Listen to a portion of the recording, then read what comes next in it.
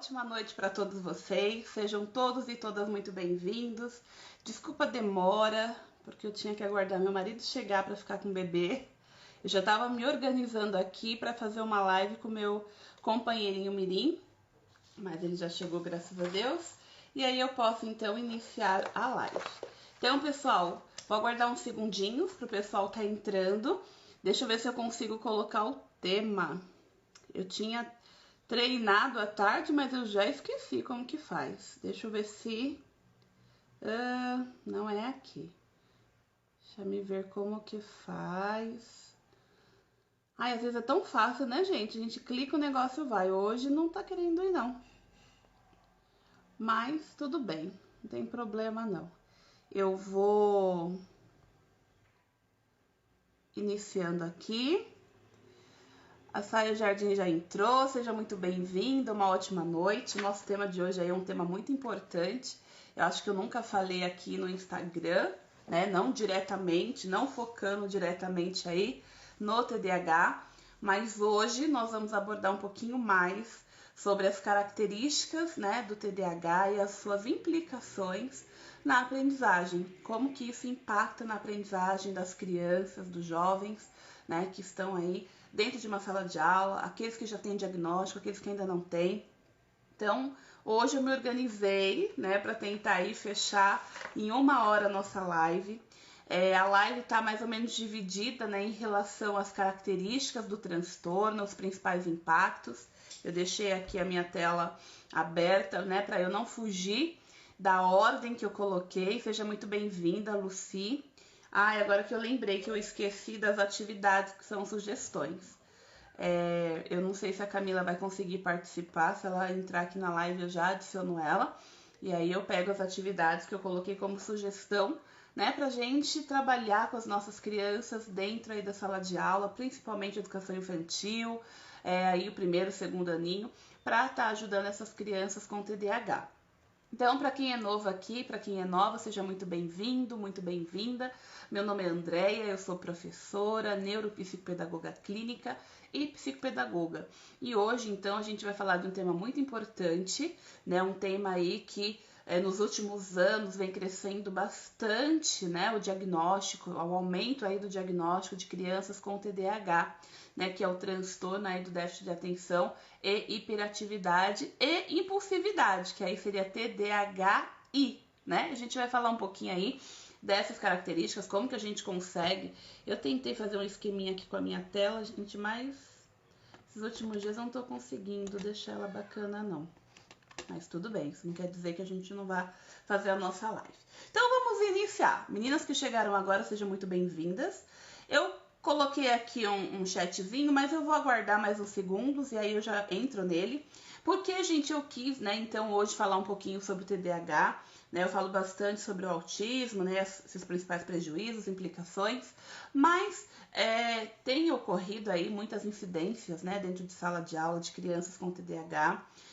Há uns anos aí eu já venho estudando um pouquinho mais, justamente porque muitas crianças, né, que têm aí algum transtorno de aprendizagem também engloba aí o TDAH, que apresenta muitas dificuldades na aprendizagem. E ao estudar, ao fazer pesquisas, percebi, né, nos estudos relacionados a isso, que muitas pessoas que têm TDAH... Oi, Alessandra, seja muito bem-vinda. Muitas pessoas aí que têm TDAH, elas têm maiores índices, né? Fiquei sabendo há pouco tempo, índices aí em acidente de trânsito, em relação, né, aos relacionamentos. Muitas pessoas com TDAH têm alto índice de divórcio, depressão, e um dos mais impactantes aí, pessoal, em relação ao uso, né, de entorpecentes, ao uso aí de algum tipo de substâncias químicas aí, né, seja o alcoolismo e assim por diante.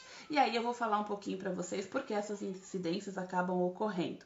A base da nossa live de hoje, pessoal, é tudo, né, relacionado ao DSM-5. Eu peguei ele como base, justamente porque tem muitos pais, né, que falam assim: nossa, meu filho é muito hiperativo, nossa, eu acho que meu filho tem TDAH. E a gente vai entender um pouquinho, né, o que é o TDAH, como que eu consigo, eu pai, eu mãe, enfim, professor, consigo já identificar estes sinais. né? E o TDAH, estima-se, né, que de 30 a 40% das pessoas que têm TDAH, elas têm também aí a hiperatividade, né? Desculpa, elas não têm a hiperatividade ou a impulsividade, né? Muitas vezes a pessoa acha que quem tem TDAH, ela é hiperativa, ela é impulsiva, mas na verdade 30 a 40% dessas crianças, né, segundo aí o DSM-5, elas são apenas, né, como se não fosse agravante, são desatentas, né? Então a primeira coisa aí que vocês que têm um caderninho, vocês que me acompanham aí na live, é anotar que muitas das crianças não têm hiperatividade e a impulsividade, né? Muitas delas têm aí o TDA, que é o transtorno de déficit de atenção, que isso acaba acarretando muitas dificuldades na vida dessa pessoa, seja em casa, seja na escola, no trabalho e assim por diante. E aí eu tinha falado para vocês aí mais ou menos, né, alguns impactos que o TDAH causa, né? Falei do divórcio, há uma grande prevalência de pessoas que têm TDAH, por conta das características do TDAH, acaba aí findando com os relacionamentos, trabalhos, perde-se muito, né, emprego, por conta de não dar conta das tarefas, né, do trabalho, ou muitas vezes esquecer algum compromisso importante dentro do trabalho. Então veja, o TDAH não é simplesmente uma pessoa desatenta, mas ele causa muitos prejuízos e quanto mais rápido, né, a gente consegue identificar esses prejuízos, melhor para o tratamento, né, para essa prevenção desta criança, deste jovem, até mesmo de adulto, né? Tem muitos casos de pessoas que só vão ser diagnosticadas a partir aí, né, da sua fase adulta. Não sei se vocês sabem, mas pegando aqui as minhas datas, que eu sou muito ruim de data, gente. Eu acho que eu tenho um pouquinho aí, pelas características, né, que eu fui estudando, do TDAH, que uma delas, né, esse esquecimento muito fácil de datas. Eu sou muito ruim para guardar aí datas e assim por diante. Mas esses estudos sobre o TDAH, eles vão iniciar efetivamente, os seus primeiros casos, vamos colocar assim, vai ocorrer em 1902, né, pelo médico inglês George Still, que vai identificar aí algumas características das crianças, né, que ainda não vamos colocar como TDAH efetivamente, mas ele vai dizer que essa desatenção, essa desconcentração, é impactante não só por conta da esquizofrenia ou de outro tipo de deficiência, né? Então, a partir de 1902, a gente vai ter estes primeiros estudos. Mas antes de eu falar da TDAH, a gente precisa entender sobre um dos principais aí neurotransmissores que é impactado por conta do TDAH, que é a dopamina, né? Então, antes de falar para vocês um pouquinho o que é o TDAH, eu vou falar para vocês um pouquinho da dopamina. O que seria essa dopamina, né? Ela é um neurotransmissor aí que vai liberar pra gente, esqueci a palavra que eu ia usar, tá vendo como que eu tenho essas dispersões? Mas ele é um neurotransmissor que vai dar aí a alegria, que vai trazer pra gente aí os estímulos, né, necessários para realizar uma atividade e assim por diante. Então, pessoas que têm TDAH, ela tem muitos prejuízos na dopamina. Para vocês terem uma ideia, dependendo da onde a dopamina ela tem uma menor concentração ou um desvio dessa dopamina, ela pode causar aqueles tremores de Parkinson, né? Então a gente tem aí esta dopamina, dependendo da quantidade que ela for liberada em uma determinada área do cérebro, ela pode causar aí prejuízos motores, né? Ela é uma das grandes responsáveis aí para esse movimento motor que a gente tem. Um outro ponto importante em relação à dopamina, né, quando ela está ocorrendo de forma inadequada no nosso cérebro, está relacionada à aprendizagem, ela está relacionada ao prazer, né, ao prazer em fazer uma atividade, ao prazer em se concentrar em algo e assim por diante. Então, a dopamina é o principal neurotransmissor, né, que vai sofrer aí prejuízos no TDAH. Tá? Então, eu queria falar um pouquinho dessa dopamina, porque a gente vai estar sempre mencionando ela aqui na live. E aí, gente, pra gente iniciar, então, o que é esse TDAH? Né? O que provoca o TDAH? Já dei aí, né, a dica para vocês, que é a falta, uma menor quantidade dessa dopamina. Por isso que muitas crianças que têm TDAH, elas são medicadas, não é somente a intervenção. Há também aí o uso, né, de medicamentos que vão contribuir para que essa criança consiga aumentar a quantidade de dopamina. Não sei se vocês sabem, mas alguns queijos e peixes também vão contribuir com a dopamina. E no começo da live eu até comentei que muitas pessoas que têm TDAH, elas sofrem aí, tem uma prevalência do uso de álcool, porque ele vai estimular aí essa produção de dopamina também, tá? Esse prazer que é gerado por conta dessa dopamina. Então vamos lá, pessoal. O que é então o TDAH? O TDAH... Oi, Rose, seja bem-vinda. O TDAH, ele é o transtorno do déficit de atenção e hiperatividade, né? Além do impulsividade. Muitas crianças que são hiperativas também vai ter aí a impulsividade. Vou dar um exemplo, né? Eu, por exemplo, eu tenho muita impulsividade. Eu sou muito viciada, vamos dizer assim, em comprar livros. É uma coisa que me dá prazer. Quando eu quero um livro, eu não penso. Falo assim, ai meu Deus, eu não tenho dinheiro na conta. Eu vou lá e compro com cartão de crédito. Né? Então, a pessoa que tem aí o TDAH-I, né, acrescenta-se ao I, ele vai ter essa hiperatividade, ele vai ter aí, seja bem-vinda, Rose, ele vai ter então essa compulsão, né? Ele não vai conseguir pensar antes de fazer, ele faz, depois ele pensa. Então, o TDAH, ele vai ter algumas características que é só da desatenção e outras que vai ter também essa parte da hiperatividade e da impulsividade, os dois estão juntos, tá? Segundo o DSM-5. Quem tá chegando agora, eu falei no início da live que eu vou estar aí dando base, né, na nossa live em relação ao DSM-5, que é esse manual que vai nos dizer, né, os tipos de transtornos, de deficiências que regem aí a nossa saúde clínica, ok? E o TDAH, gente, ele tem duas definições, aí vamos colocar. Ele tem dois grandes tipos, que seria o quê? O desatento, que é o TDA, né, sem um HI, e o que vai ter o combinado, que é o TDAH-I, que é a hiperatividade e a hiperatividade. Dentro, né, dessas subdivisões do TDAH, nós vamos ter aí o nível, né, que seria leve, moderado e grave. É claro que a gente não utiliza muito, né, nível leve, grave, assim por diante, mas no sentido desatento ou combinado, ok? E aí, como eu falei, de 30 a 40 crianças, 30 a 40%, né, de crianças, de jovens, elas só vão ser TDA, não TDAH, né, não vai ter a hiperatividade, ok? E como que funciona o diagnóstico?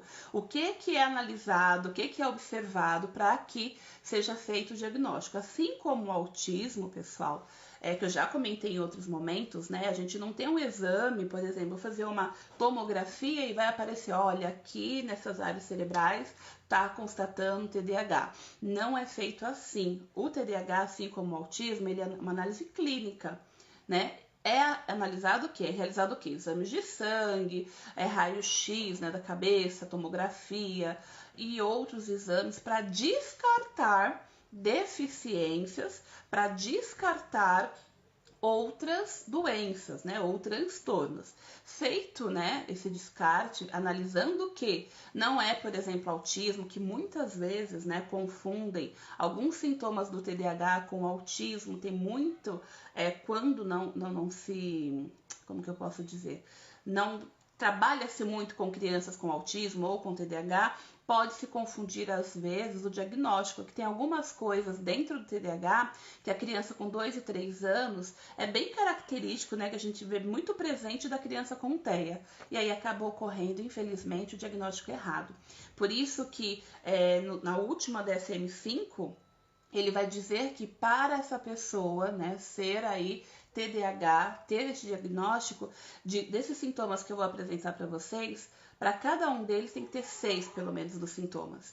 E um outro ponto importante, já estou adiantando, né, como sempre, tem que ocorrer antes dos 12 anos, né, de idade dessa criança e em mais de 2 ambientes. Então, por exemplo, não pode acontecer só na escola ou não pode só acontecer em casa. Tem que acontecer na escola, em casa ou na escola, em outro ambiente ou em outros 3 ambientes, né? Mas pelo menos aí em 2 ambientes este comportamento tem que se repetir.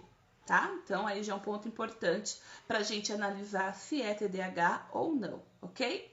Então, quais são esses sintomas, né, gente? E aí, um ponto importante que a DSM-5 vai falar pra gente é em relação ao tempo mínimo de duração deste sintoma, que vai ser mais ou menos aí de 6 meses, né? Pelo menos mais de 6 meses, este sintoma tem que prevalecer para que essa criança, para que esse jovem, então, seja diagnosticado.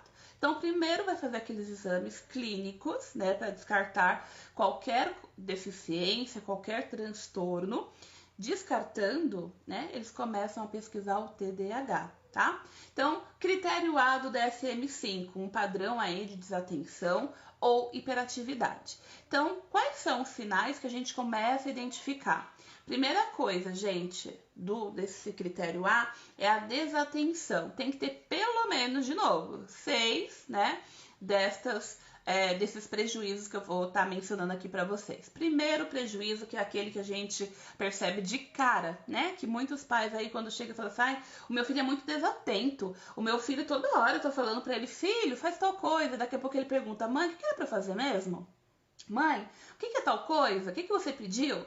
Né? Então, ela não presta atenção, ela escuta, mas ela não ouve, né? Ela ouve, ou melhor, escuta você falando, olha filho, pega tal coisa. Daqui a pouco ele volta falando, mãe, o que você pediu mesmo para pegar?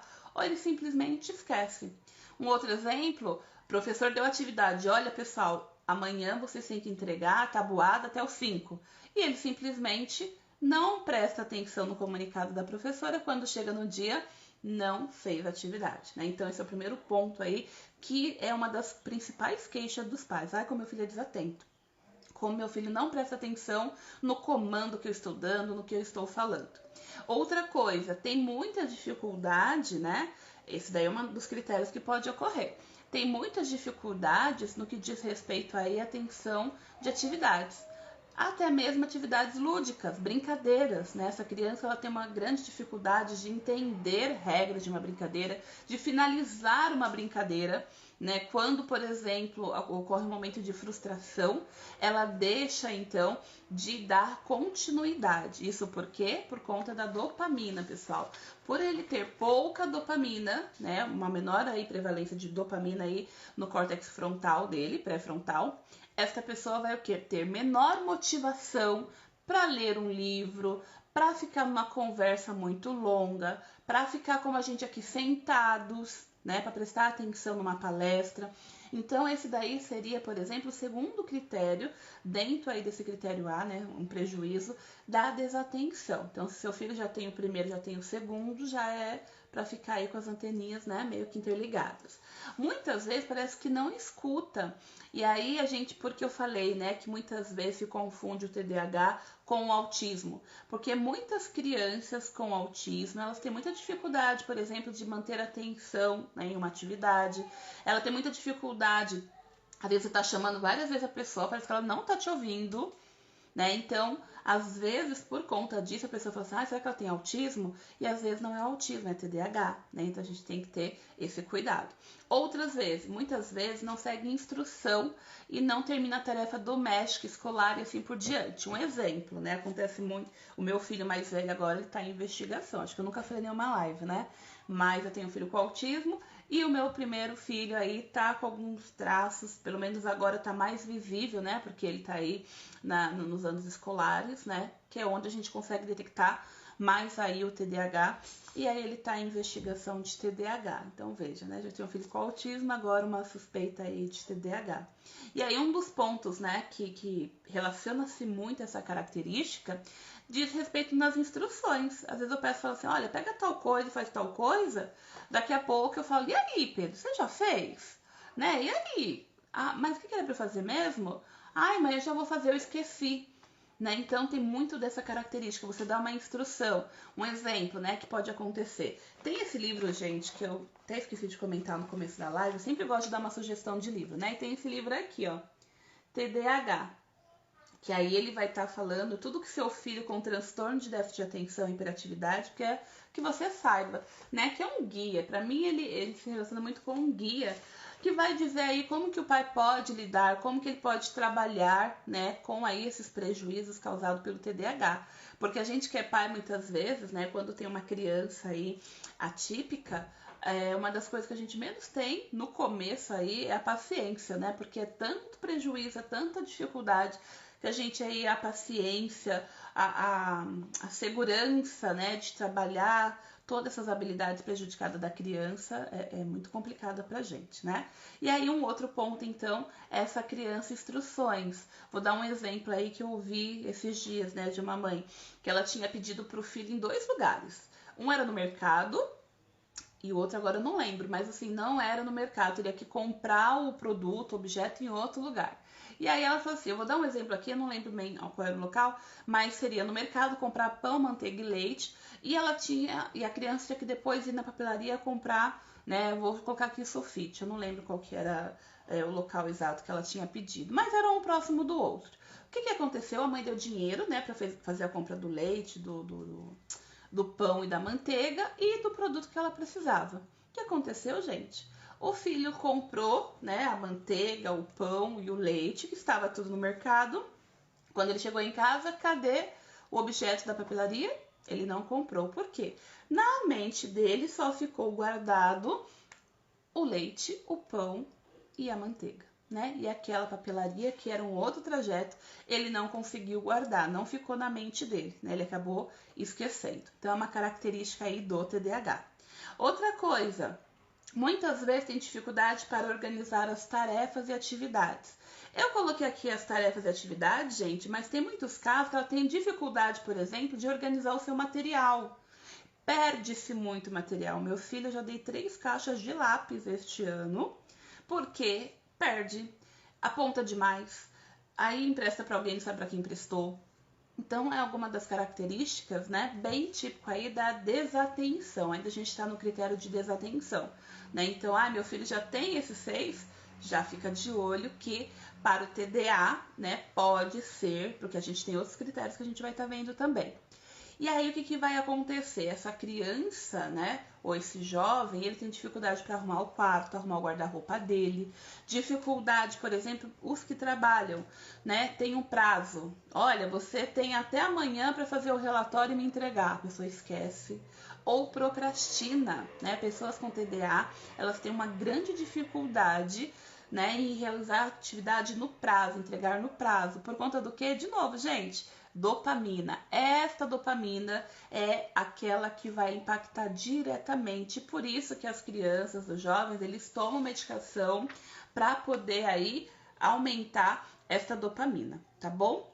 Aí, continuando aqui, outra característica, eu tinha falado, né, do tempo. Então, vai ter muitos prejuízos para entregar relatório, para entregar alguma atividade proposta pelo chefe. Gente, em relação à pressão.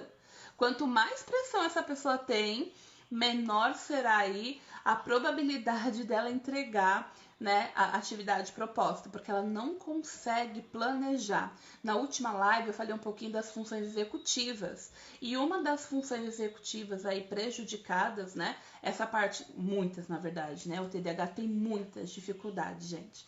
E uma delas é o quê?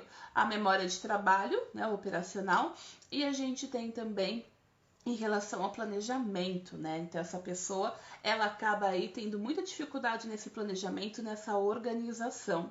Eu havia falado para vocês do sistema inibitório, né, na última live, como uma das características, e aí a gente tem essa grande influência da dopamina também. Por quê? É a dopamina que vai motivar, né, e vai focar essa parte intencional. Vou dar um exemplo aqui para você. Vou pegar de novo, né, do chefe. Digamos que eu trabalho aí numa empresa e eu tenho um prazo para entregar determinado relatório.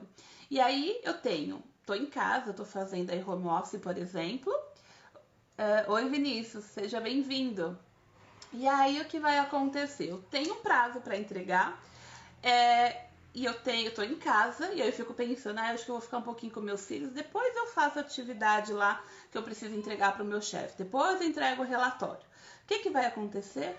Brinco com meus filhos, faço comida, faço bolo, vou passear, eu faço tudo menos relatório. Chegou o dia, eu entro no desespero porque eu fui realizar, né, aquilo que me fazia bem, aquilo que me dava prazer, que era ficar com meus filhos, e a entrega do relatório, que é bom, nada, né? Então é uma das características aí desta falta da dopamina, dessa motivação, esse foco intencional que ocorre muito no TDAH, né? Então pessoas com TDAH, elas precisam sempre, e aí uma das dicas que eu coloco no final da live é exatamente isso, né? Ela precisa de uma agenda, ela precisa aí de uma rotina para que ela não se perca.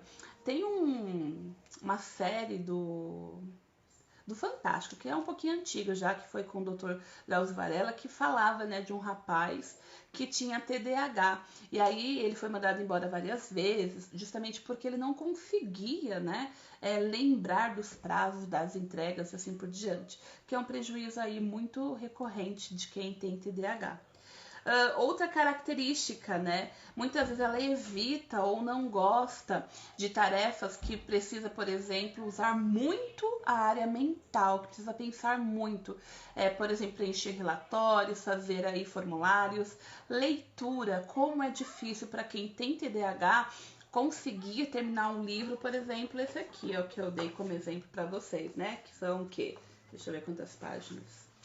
São mais ou menos 238 páginas. Né? Então, a pessoa ela vai olhar, e aí, como ela não tem esse foco intencional, ela vai pensar que tem um ponto importante que eu não comentei, em relação ao tempo, né? Elas têm muitas dificuldades em relação ao tempo. Então, por exemplo, eu vou olhar esse livro aqui e eu falo assim, eu acho que no máximo, se tudo der certo, não tiver muita coisa para entregar, em uma semana eu termino esse livro. Eles vão imaginar que vai demorar quase um mês para terminar esse livro. Então, o fato de eles têm essa, em relação ao tempo, como se o tempo fosse maior, né, do que realmente é. E aí vai fazer com que, justamente porque ela não tem aí, né, essa motivação em relação a esse neurotransmissor que é a dopamina. Então ele não vai ler, vai demorar muito tempo. Eu não vou perder um mês para ler esse livro. Na verdade, ele poderia demorar 3, 4 dias aí para fazer essa leitura. Então, tudo aquilo, né, que são tarefas que exige muito dele, projeto, gente. Uma pessoa com TDAH querer fazer um projeto tem que ser algo assim que ele goste muito. Um ponto importante, assim, né, lembra que eu comentei que quem tem autismo muitas vezes é confundido com TDAH ou vice-versa, porque assim como o TEA, quem tem TDAH, eles têm foco. Né? Que aí ele vai ter uma distorção em relação à dopamina. No caso de ter menos, ele vai ter bastante mais em relação a um objeto, a um tema específico, né? Por exemplo, o meu filho, tudo que você pergunta de geopolítica para ele, Segunda Guerra Mundial, se você pergunta, o meu filho não, pelo menos aparentemente, não apresenta hiperatividade, mas ele tem, por exemplo, impulsividade alimentar. Ele, né, quando ele está muito ansioso, ele come muito. E essa parte da desatenção. E o foco do meu filho é geopolítica. Então, tudo que você fala aí para ele de guerras, de conflitos, esse que está tendo aí na Rússia, nossa, ele sabe até mais que eu, se for deixar. Porque ele estuda, ele busca. Eu tenho uns livros aí da Primeira Guerra Mundial que ele foi analisando os mapas e aí ia nesses youtubers que falavam da Primeira Guerra, e ele foi me dando uma aula, né? Às vezes eu coloco alguns vídeos dele porque ele sabe muitos conteúdos que às vezes eu pergunto para os meus alunos e eles ficam olhando assim para minha cara, o que é isso mesmo, professora? Né? Então eles também têm esse foco. Por isso que quando vai fechar o diagnóstico tem que ter muito cuidado, né? Justamente porque pode ser confundido aí com autismo ou vice-versa, ok? Eu já comentei mais um outro tópico aí, muitas vezes ele perde coisas, né? Perde tarefas, prazos, perde óculos, documentos, ou, por exemplo, não sabe onde coloca. Colocou num lugar, daqui a pouco tá falando, mas eu não coloquei aqui, na verdade foi em outro lugar que colocou, né? Então essa desatenção em relação aos seus pertences, né? Muita dificuldade aí de achar os pertences aonde colocou e assim por diante.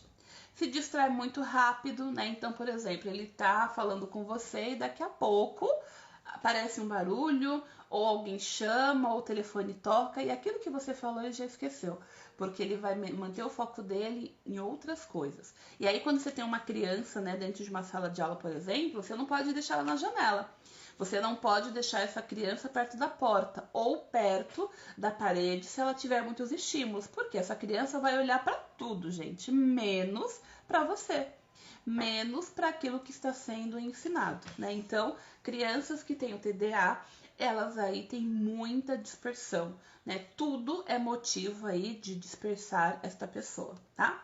Outro ponto, muitas vezes ele esquece de atividades diárias, como por exemplo, pagar contas, fez dia de aniversário, né? Tem um exemplo aqui, nunca lembra a data de quando é dia de aniversário do pai, da mãe, do amigo, assim por diante.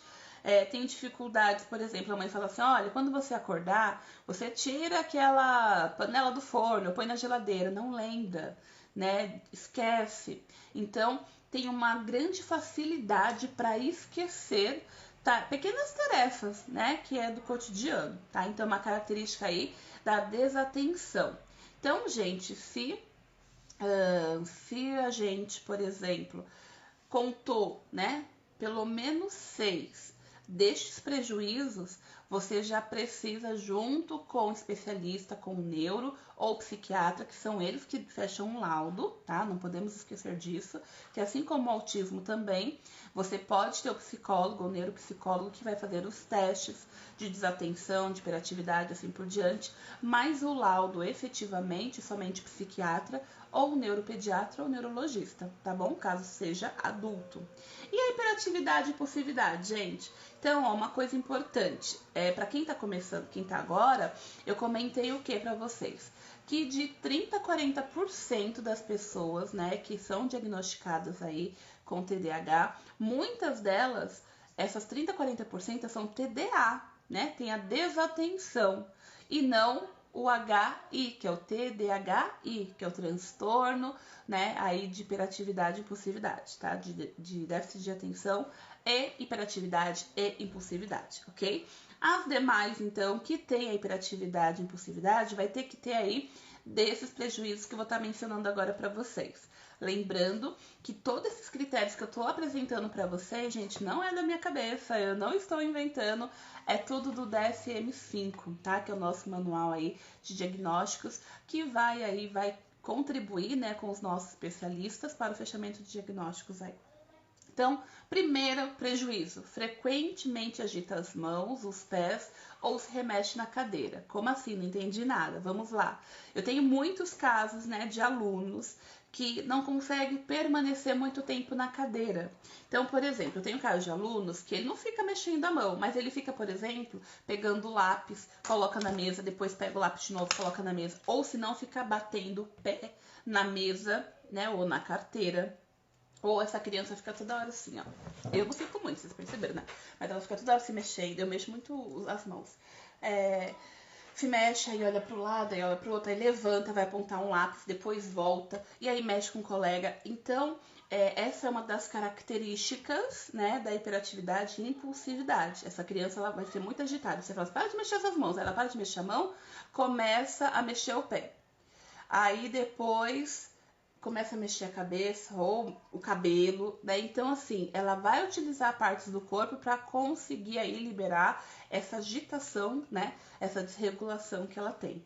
Segundo ponto, muitas vezes levanta-se ou sai do lugar em situações que tem que ficar sentada, por exemplo. O professor está explicando a aula, o ser humano começa a levantar, vai lá no fundo. Um outro ponto importante que a gente já complementa nesta habilidade, que é o quê? Isso daí eu tenho muito em relação...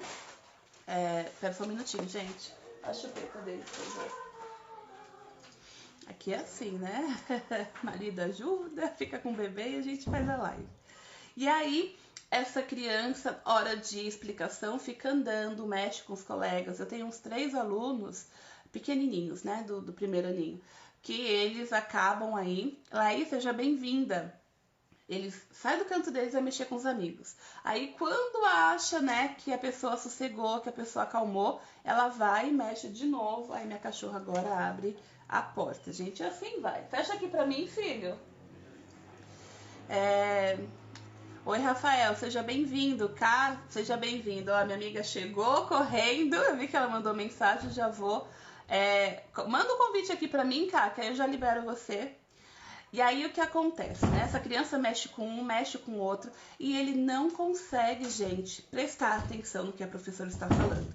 É uma criança que muitas vezes, né, o professor vai chamar atenção porque essa criança, além dela ter prejuízos nas amizades, que é uma outra característica que eu mencionei para vocês da confusão entre TEA e TDAH, porque essa criança vai ter muitas dificuldades em amizades.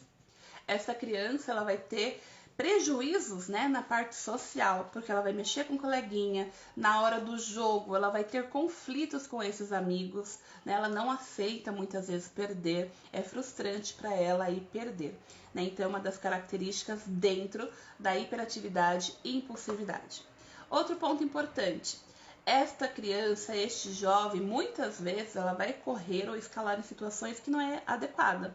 Muitas vezes situações perigosas, né? Eu tenho um sobrinho aí que eu sempre falo, né? Que ele tem TDAH, mas o psicólogo insiste em dizer que não. Mas tudo bem. E aí o que acontece, gente? Ele não para quieto, ele mexe com todo mundo. Ele faz coisas, você fala assim, menino, toma cuidado. Ele adora andar de bicicleta. A gente faz umas coisas na bicicleta e a gente fala, meu Deus do céu, cuidado. Mas não tem essa noção de perigo. Lembra que eu falei das funções executivas? Muitas pessoas com TDAH, essa parte do sistema inibitório, né, é totalmente prejudicada. Então, a dopamina, né, que é que é o neurotransmissor aí que é tão prejudicado em relação ao TDAH, eu vou convidar, deixa eu ver se ela vai conseguir entrar. E aí, o que acontece?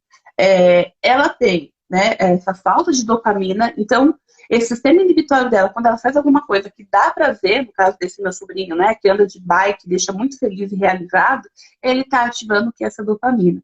Por isso que eu falei para vocês logo no comecinho da live, que muitas pessoas que têm TDAH, elas têm muito prejuízo no que diz respeito aí a vícios, né? Justamente, por exemplo, o álcool, ele vai liberar dopamina, que é uma das coisas que ela tem em menor quantidade na sala cerebral. Muitas vezes é incapaz de jogar ou participar de atividade de lazer calmamente. Ele joga, né? Mas, por exemplo, quando ele começa a perder, ele já começa a arrumar conflitos com os demais. Ele começa a mexer com o outro, né? O perder, a frustração para eles é muito difícil. Justamente porque vai impactar diretamente aí nesse sistema inibitório dessa pessoa. O aceitar regras, né, é muito prejudicial. Então, é uma das características da hiperatividade e da impulsividade. Não para, né, ou não consegue aí permanecer ou ficar disponível em um período muito grande, por exemplo, cinema, por exemplo, restaurante. Tem muita dificuldade de permanecer muito num local, né? Principalmente quando esse local tem muitas aí distrações. Né? Uma pessoa que ela não consegue, por exemplo, no restaurante, manter uma conversa, porque ela vai estar ligada nos 220. Né? Ela vai prestar atenção em tudo, menos no que você está falando, tá? Muitas vezes fala em excesso, eu falo de vez em quando que eu tenho, né, TDAH, porque eu falo mais do que a boca. E aí uma característica que é muito importante, impactante, é que muitas vezes ela não espera o outro falar, né, e ela já interrompe. Muitas vezes o professor, por exemplo, está fazendo uma pergunta e ela vai lá e interrompe o professor. Aí o professor fala, calma, eu nem terminei de perguntar, você já está respondendo. Então, agora cá consegui, vamos ver. Acho que agora cá vai. Vamos ver. Enquanto ela aceita, vamos lá. Ixi, não foi. Caiu. Foi. Oi, amiga, tudo bem? Olá, Eu falei, hoje eu vou fazer sozinha a live, ela não está aqui. E aí, tudo bem, amiga? tá me ouvindo? Tô te ouvindo. Boa noite. Tava aqui cortando os EVAs. Cortando Vida de EVAs. professor. Vida de professor. Tá vendo? Quem acha que a gente não trabalha em pleno, né, feriado, coisa do tipo, está muito equivocado.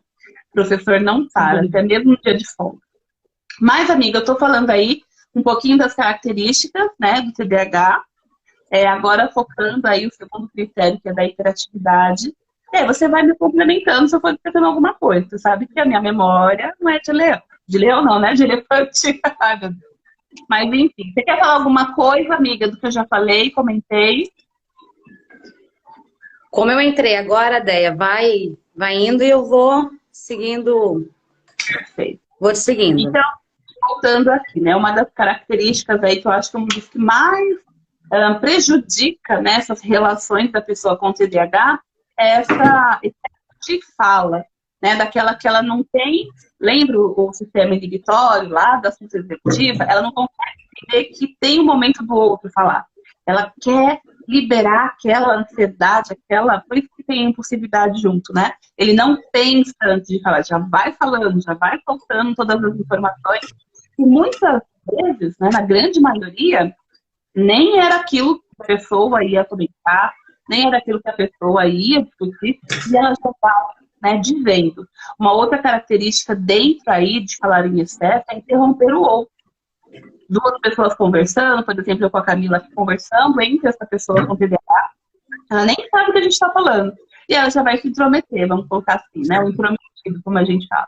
É aquela pessoa que fala, né, que vai discursar algo que muitas vezes não tem nada a ver com o que foi falado. Interrompe muitas vezes o outro, né? Então, é uma característica aí já do TDAH. Amiga, você consegue colocar o fone? Que tá uns ruídos por fora. Tá ultrapassando? Peraí. É que tá tendo uns zumbidos, eu não sei explicar que barulho que é. Parece que tem duas coisas. Eu saio e eu volto novamente, tá bom? Tá bom, então.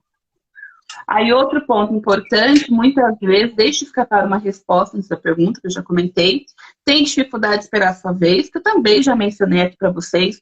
Gente, eu sei que eu tô falando rápido, porque, né, é uma hora. Eu prometi para mim que hoje eu vou conseguir uma hora. Mas se vocês tiverem perguntas, se vocês quiserem falar algo, vocês podem colocar no chat que eu vou respondendo para vocês, tá bom? Aqui eu não estou encontrando nenhuma pergunta, mas caso vocês tenham alguma pergunta, vocês podem aí ir colocando no chat, que aí eu vou respondendo, a Camila também vai respondendo, tá bom?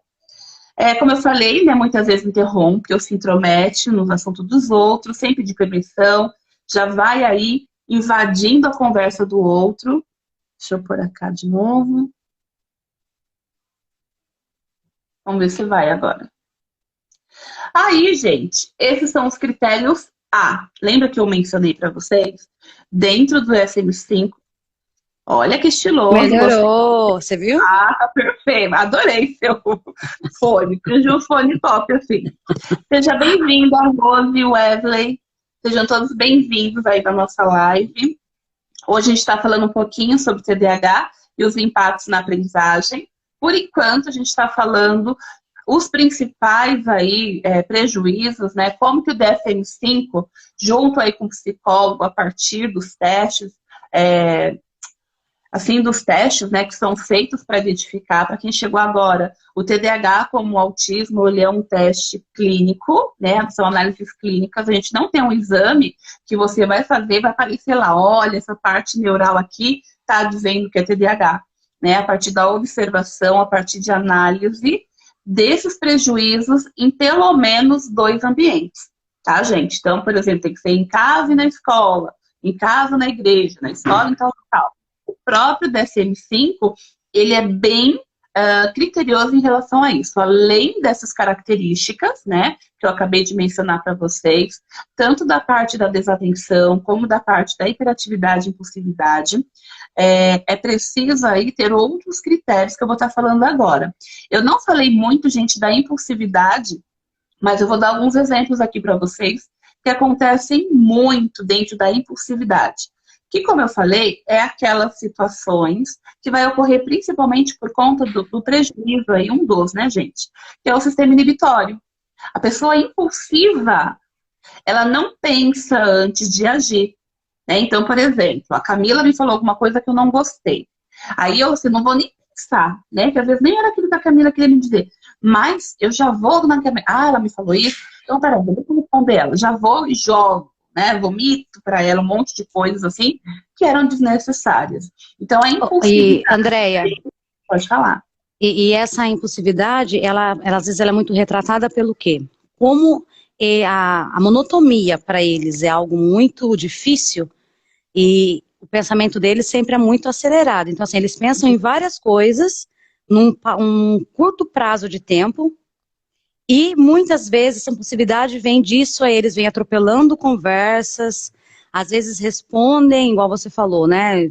Falou alguma coisa que eu não gostei, me veio na cabeça, eu já respondi, e ao mesmo tempo eu já pensei em outra coisa, já mudei totalmente o assunto, interrompi, saí do lugar, levantei, e onde é muitas vezes considerado como falta de educação. Né? A gente olha se a criança que não tem limite. Exatamente. E aí é preocupante porque o pai vai sair com essa criança, né? Ela tem essa reação, e aí todo mundo fica falando: seja bem-vindo, tá como Dias Brasília, acho que é Brasília, É né? o O seu nome? João, é o João, Então, seja João. bem-vindo, João. O tema hoje da nossa live é TDAH, né? Suas implicações aí na aprendizagem. E aí, ó, tá vendo a minha atenção como tá ruim hoje? Eu esqueci o que eu tava falando. Ai, que Você absurdo. estava falando que da parte da Do impulsividade, às pai. vezes do responder algo por conta do sistema inibitório. Isso mesmo. Aí o que acontece? Este pai vai sair com essa criança, aí a pessoa olha torto, porque as pessoas e eu digo isso, gente, por mim, né? Para quem não me conhece aí, eu tenho um filho com autismo e ele já teve crises em vários lugares. Eu acho que se eu fosse relatar todos os lugares que o Bernardo já teve uma crise, né? E aí a primeira coisa que vem é aqueles olhos julgadores, né? Que começa a olhar e fala, nossa, que mãe que não sabe ensinar o seu filho, que não sei o quê. E aí, no começo, eu muito me justificava, meu filho tem autismo, não sei o quê. Hoje em dia, eu tô nem aí, né? Mas a gente vai aprendendo com o passar do tempo. Mas muitos pais com filhos, né, que têm TDAH, deixam muitas vezes de sair por conta dessa agitação do filho. Ou, por exemplo, do filho que se Infelizmente. envolve demais, né? E aí o pai acaba o quê? Privando o seu filho, né, de se relacionar em outros ambientes, privando não só a criança, mas a própria família de ter uma vida mais ou menos aí normal, né? A gente sabe que precisa de medicação muitas vezes para poder conter essa desatenção. Para quem chegou agora, eu falei sobre os impactos da dopamina, né? Pessoas com TDAH, elas não têm um nível, né, de equilíbrio da dopamina, ele vai ter menor quantidade, diferente do autismo, por exemplo, que tem maior quantidade. Né? E aí o que vai acontecer? Por conta dessa falta de motivação proveniente desse neurotransmissor, essa pessoa aí, ela vai procrastinar muito mais. E pode ocorrer também que por conta dessa hiperatividade, ela vai buscar cada vez mais ações para estimular uma dopamina, né? Para fazer essa dopamina aí acontecer. Um Ô, exemplo que eu só dei. Andréia, e assim, algo que chama muita atenção, que às vezes, enquanto criança, né, agiu totalmente dessa forma, veio para a vida adulta, começou a perceber os impactos, porque começa a fazer algo, não consegue terminar, sente a procrastinação, no trabalho começa a refletir.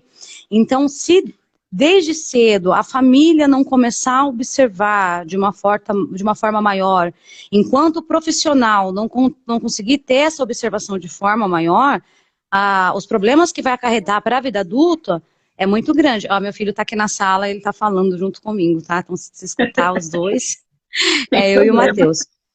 Então, assim, para a vida adulta, na hora porque, assim, infelizmente, como às vezes é visto como uma falta de educação, não se busca auxílio e não se busca ajuda, né? E nós sabemos que existem meios, né? Enquanto profissional, psicólogo, que vai ajudar, né? Ou psiquiatra com a medicação, porque ela ajuda, né? Nesse processo de acalmar, de centralizar. E enquanto profissional, enquanto professor, existem estratégias que nós conseguimos utilizar para conseguir primeiro entender o que é o TDAH, as formas que ela vai agir, quais são as possibilidades que a criança vai enfrentar.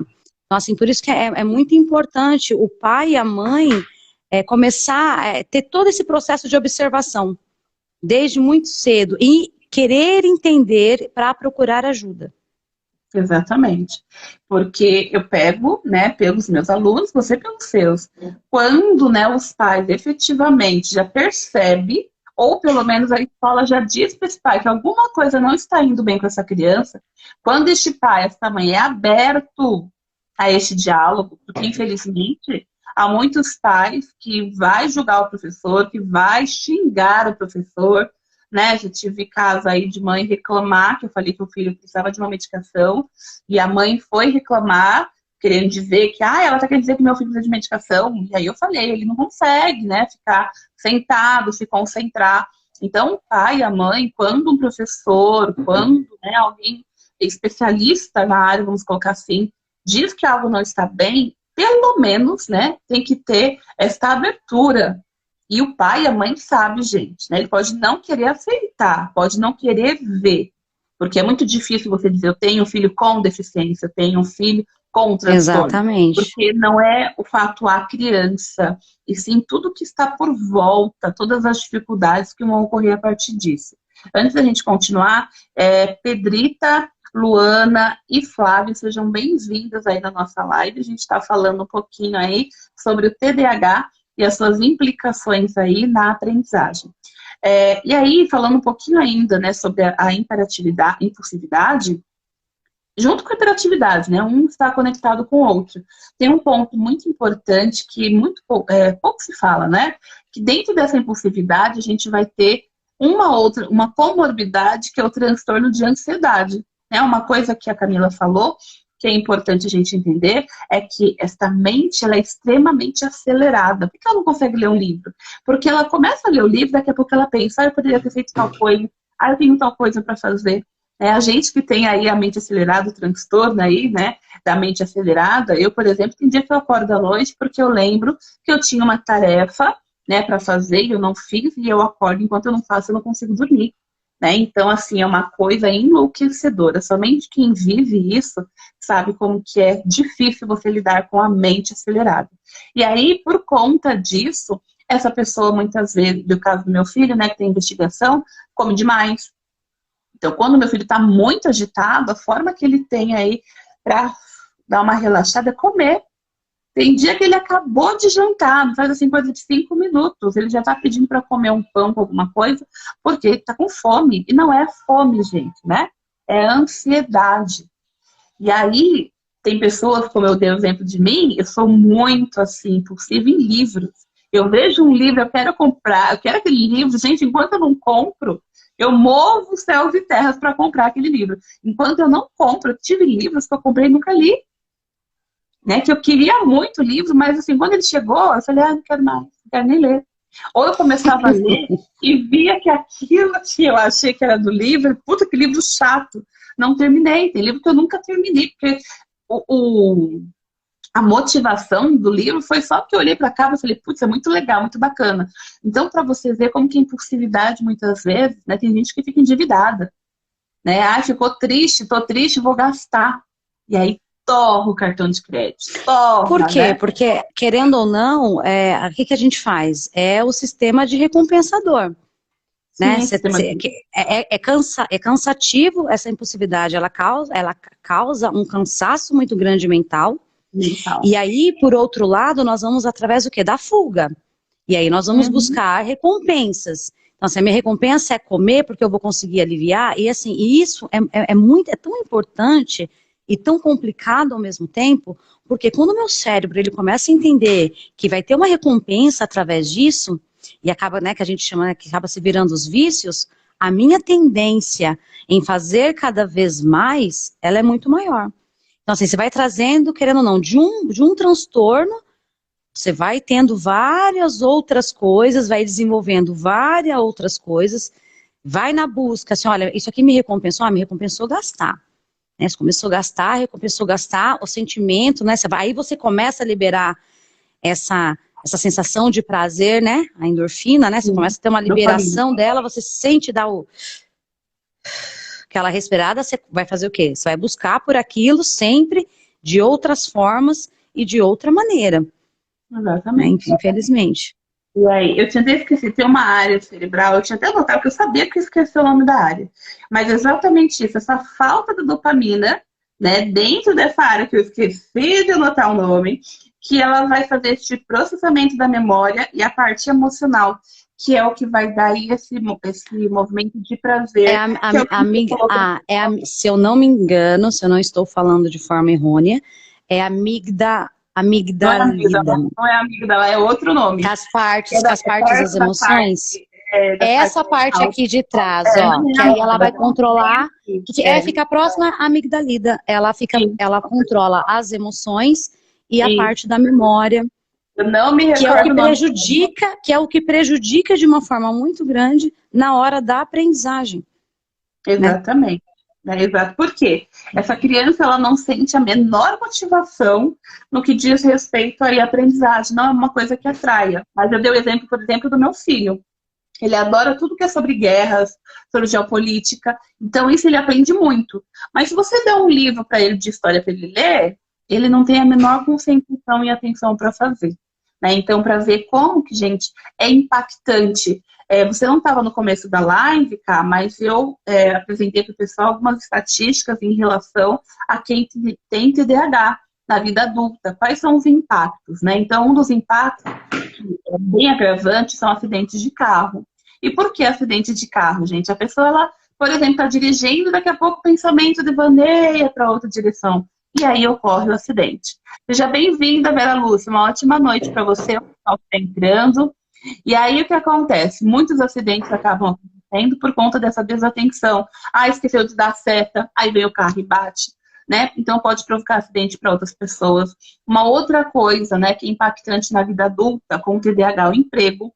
Essa pessoa, por Muito. não entregar, né, as atividades no prazo, esquecer de compromissos, acaba tendo aí um maior índice de desemprego. Ela não consegue permanecer por muito tempo no emprego. Um outro ponto importante, chegar atrasada. Né, porque ela não consegue, voltando para as funções executivas que a gente falou na última live, essa pessoa ela não tem aí a área de planejamento, né, muito Não consegue parar, se organizar para conseguir exercer qualquer função, sair no horário, né? Ou vai deixar tudo muito para a última hora, ou vai fazer naquele estalo porque estava fazendo uma outra coisa. Exatamente. Ou mesmo até no local de trabalho, vai ter problemas com os colegas, né? Porque um dos sintomas da hiperatividade. Né? Então, por exemplo, eu tô lá fazendo um relatório, que é uma coisa muito maçante, a gente sabe que é chato mesmo. E aí, alguém me manda mensagem no WhatsApp, tá aí, seja bem-vinda, Elisângela. E aí chegou uma mensagem no WhatsApp, pronto. Aquilo que eu estava fazendo deixou de ser, apesar de ser, né, maçante, já era cansativo, eu vou lá dar atenção para o WhatsApp. E quando você vê, acabou o dia e você não fez aí as suas tarefas. Então, Clínica Elegância, seja muito bem-vinda. Bem-vindos a todos que estão chegando agora. A gente está falando um pouquinho aí sobre TDAH. Né? A gente já deu algumas características da desatenção e da hiperatividade. Agora a gente está no critério B, e aí a gente fez só algumas ressalvas, né? Porque não foca muito aí nesses primeiros critérios a parte da impulsividade. Para a gente entender como que a impulsividade acaba impactando de forma assim muito direta em quem tem TDAH. Porque vai pegar principalmente aí essa parte do sistema inibitório dessa pessoa, né? Justamente porque ela não consegue controlar suas emoções, ela não consegue observar na sua memória de trabalho o que é prioridade, o que não é prioridade. Ela vai pelo impulso, né? Se ela deu vontade de andar de bike, ela vai andar de bike, depois ela faz a outra coisa, ou esquece no decorrer. Então, a impulsividade ela é muito impactante. E aí, segundo o DSM-5, além dos critérios A, tem o critério B, que vai dizer que todos esses sintomas que a gente apresentou para vocês até agora, eles têm que ocorrer antes dos 12 anos. Oi, Alcir, seja bem-vindo. Né? Então, para que o TDAH ocorra efetivamente, essas características ela tem que acontecer antes dos 12 anos. Ela não pode acontecer depois. E aí, gente, já de pequena, a gente começa a identificar essas características. Contudo, ela vai ficar mais gritante, mais nítida no período escolar. Né, a partir principalmente aí do primeiro aninho, que essa criança vai precisar de mais atenção, mais concentração. Quem participou comigo da live sobre funções executivas, eu falei que uma das características aí para a criança aprender o que é a atenção compartilhada e seletiva, né? Ela tem que estar bem aí desenvolvida, e o sentar, o prestar essa atenção, porque senão como que a informação vai chegar no cérebro? né? Então, é a partir aí dos primeiros anos escolares, do primeiro aninho, segundo aninho, que vai ficar mais nítido os sinais aí do TDAH. E aí o pai já começou a identificar, procura um psicólogo para ele fazer esses testes. É muito importante, gente, e eu digo por experiência própria, né, que você procure médico especialista em TDAH, especialista em autismo, para que não corra o risco de um diagnóstico errado. Né? Errôneo. Criança ficar aí com 10, 11, 12 anos, quando vê, não era autismo, era TDAH. Como eu falei para vocês, com E dois... às vezes, quem tem autismo tem a comorbidade para o TDAH, e às vezes quem tem o TDAH tem a comorbidade para o autismo. Mas como assim? O que predomina mais, né? Exatamente. Às vezes a criança ela tem, ou o que vai predominar mais é o autismo, mas ela tem essas comorbidades que puxa para o TDAH. Né, o transtorno, déficit de atenção, hiperatividade, e muitas vezes o que vai predominar muito na criança é o TDAH, mas é uma criança que também tem autismo. Hoje, ou outros, né? Hoje eu recebi uma amiga, né, e ela, que eu cheguei a comentar com vocês, nós estávamos conversando, né, tinha o quê? O TDAH, tinha, olha só quantas coisas se desenvolveram, e às vezes quantas mais poderia. O TOD, TDAH, né? E o transtorno afetivo, né? Que a gente chama do bipolar. Então, assim, você pensa, e às vezes, como essa criança, ela pode ser taxada. Olha quantos transtornos aí, como ela pode ser taxada. Por ser uma criança difícil, uma criança que não presta atenção, uma criança que não para, criança bagunceira, criança mal educada, porque ela vai te responder. Você falou, a resposta vai ser muito, muito ali, né? Como a Andrea falou, para te dar. E dentro de casa, para os pais, é aquele filho que não para, que está assistindo uma coisa agora, que já jogou um monte de brinquedo para cá, e aí ele não assistiu, e aí ele não brincou com os brinquedos, e aí ele já está fazendo uma outra coisa, e o pai e a mãe tá correndo ali o dia inteiro atrás. Sai dali, vai se machucar. Né? Por quê? Por conta do sistema inibitório que dele não... E para ele tá tudo bem, né? E aí a mãe às vezes fica naquele estresse, mas para ele ali tá tudo bem. Por enquanto, né? Quando criança, aparentemente tá tudo bem. É isso que fala. Entrando para a adolescência e para a fase adulta, que é quando o meio social, né, acaba sendo de uma forma maior, é onde vai começar o quê? Vai atingir. E às vezes até mesmo ali, depois, eu acredito ali, depois dos 9, 10 anos, que você já começa a entender... A criança não gosta de ser chamada a atenção. Sim. Né? E aí tá ali na escola, os pais começam a ser chamados. Sim. Depressão e suicídio de pessoas com TDAH. Né? Então, tem um alto índice aí de pessoas com TDAH, autismo também, né? No Setembro Amarelo, que falava-se tanto de suicídio. Eu fui buscar aí as prevalências em relação ao autismo, é grandíssimo quando é adolescente. Né? Então, para ver como, gente, parece, mas é só um transtorno, ele não sabe o que está acontecendo, sabe sim. Eles conseguem perceber tudo que está à volta deles e como é difícil se encaixar, né, em alguma coisa. Oi, Lucimara, seja bem-vinda.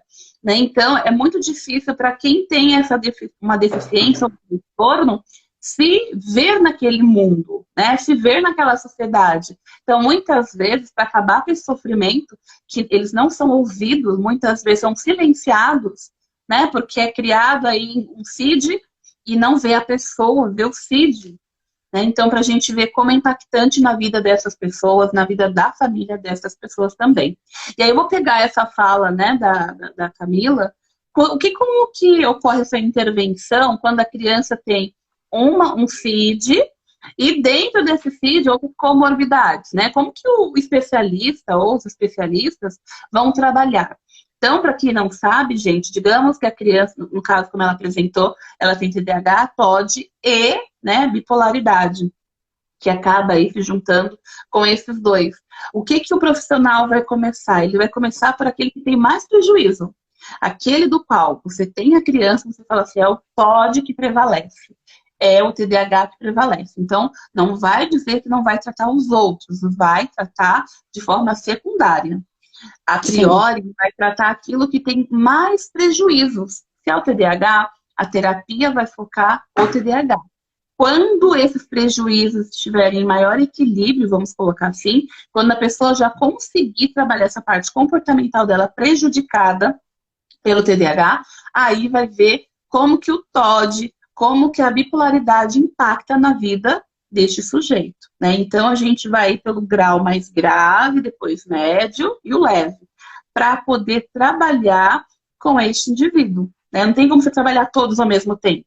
É claro que em algum momento ou outro você vai direcionar porque está naquele viés, mas primeiro a prioridade é aquele que é gritante, que causa mais impactos aí na vida desse sujeito, tá? Então, o critério B já foi que essas características presentes têm que ocorrer antes dos 12 anos. A grande maioria a gente começa a identificar mais, é mais visual, vamos colocar assim, no período aí escolar, primeiro aninho, segundo aninho, que é o tempo de alfabetização, né, que quando precisa de mais atenção, mais concentração. E o critério C do DSM-5, essas características, elas têm que ocorrer em mais um contexto, que eu já mencionei aqui para vocês. Então, por exemplo, tem que acontecer na escola, tem que acontecer em casa, ou na igreja, ou no trabalho. E aí eu já vou para o critério D, que além de acontecer nesses 2 ou mais contextos ou ambientes, eles têm que realmente prejudicar, né? Ele tem que causar aí interferências na qualidade funcional desse indivíduo, tanto na parte social, né, com o outro, na parte acadêmica da sua aprendizagem ou de trabalho. Então, não é simplesmente falar assim, meu filho tem as características com TDAH. Não. O profissional, ele vai ter que analisar pelo menos 6 dessas características na parte da desatenção, na parte da hiperatividade e impulsividade. Depois verificar se essas características acontecem em outros ambientes e se ao acontecer, eles estão impactando na vida deste sujeito. Se causa muito prejuízo na vida social, na vida acadêmica ou de trabalho, né? E aí o último critério, que eu comentei, na verdade eu coloquei como último aqui, mas ele é um dos primeiros que a gente vai, gente não, né? O neuropediatra, o psiquiatra vai descartar, que é se não ocorre estes sintomas em outro tipo de transtorno, em outro tipo de deficiência. Por isso que eu falei para vocês, assim como TEA, é feito exame de sangue, radiografia, tomografia, enfim, é feita uma bateria de exames para ver se aqueles sintomas que a criança, que o jovem, que o adulto está sofrendo, né, está tendo, não é por conta de alguma deficiência ou de algum transtorno. Se for descartado, aí começa o estudo com TDAH. Mas aí tem que apresentar esses critérios que eu estou falando para vocês, tá bom? E aí, feito isso, analisado esses critérios, fecha-se o diagnóstico de TDAH. Para a gente finalizar, né, que passou-se já uma hora, o que eu, pai, o que eu, professor, posso fazer para ajudar essa minha criança que fechou o diagnóstico? Antes disso, gente, eu vou falar uma coisa muito importante, que é bem recente, muitas pessoas não sabem, é que nós temos aí, na verdade são 2 leis, eu vou ter que ler, porque eu não consigo guardar números que eu já falei para vocês. Então, a primeira lei é 14.254/2021, né, que foi do ano passado, que é uma lei que vai aí beneficiar, vamos colocar assim, né, os direitos das pessoas com TDAH. E essa lei é importante por vários motivos, né, gente? Quando se tem uma lei, começa a se ter medidas públicas, né, para aí, políticas públicas, desculpa, para que esses sujeitos, esses indivíduos possam ter uma saúde relacionada ao seu transtorno e uma educação também que possa atender às dificuldades dessa criança, deste jovem, assim por diante. Então, essa primeira lei, ela vai contribuir porque ela vai, né, além de criar políticas públicas para atender às necessidades da população com TDAH, ela também vai contribuir para o dia da consciência ou conscientização das pessoas com TDAH, que é dia 1º de agosto, né? Ficou intitulado aí no dia 1º de agosto, que é uma tentativa de conscientizar pais, professores, sociedade, enfim, para as pessoas com TDAH, para que seja, né, informado cada vez mais os impactos que esse povo, que essa população, povo não, né, população, sofre no seu dia a dia e da necessidade dessas medidas públicas para atender a esta população. E aí tem a outra lei, deixa eu ver se eu anotei. A pessoa não anotou a outra lei, mas é deste ano, gente. Eu não anotei, mas tudo bem. Mas depois aí eu posso, numa próxima live, estar passando para vocês, que essa lei, ela vai aí beneficiar no SUS, né? Seria o quê? Tratamento para pessoas com TDAH Tratamento.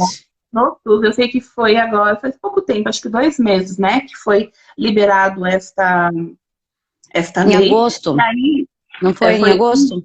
eu não lembro De, agora, o ju- mês certo, eu não lembro. Eu de sei que eu julho tinha para anotado, agosto.